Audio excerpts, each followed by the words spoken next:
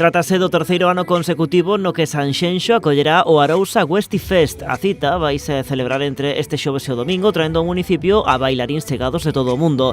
Todos eles amantes dunha modalidade de baile que nos últimos anos foi gañando milleiros de seguidores, sobre todo grazas ao tirón das redes sociais. É un baile que atrae a xente pola capacidade, pola libertad que dá.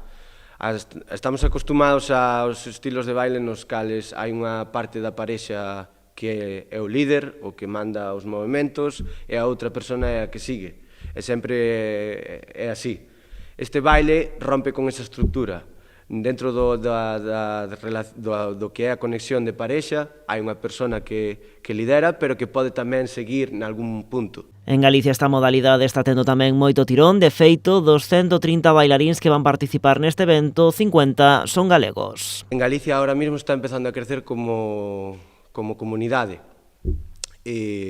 Fai anos solamente 3 ou 4 bailábamos este baile, pero ahora podemos chegar ao nivel de facer un evento internacional, traer de outros países profesores do mellor, do top mundial e garantizar unha calidade de clases que fan que, pois eso, que xente desde Suecia, desde incluso Rusia, Portugal, Malasia, pois queira vir aquí a aprender e a coñecer tamén a nosa terra, a nosa cultura.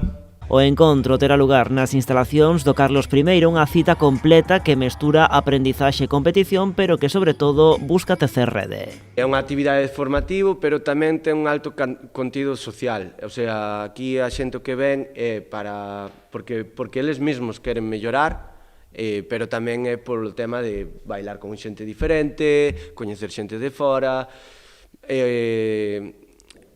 A nivel competición, sí que tamén hai moita xente que ven por eso, por mellorar as súas habilidades de competición e tal.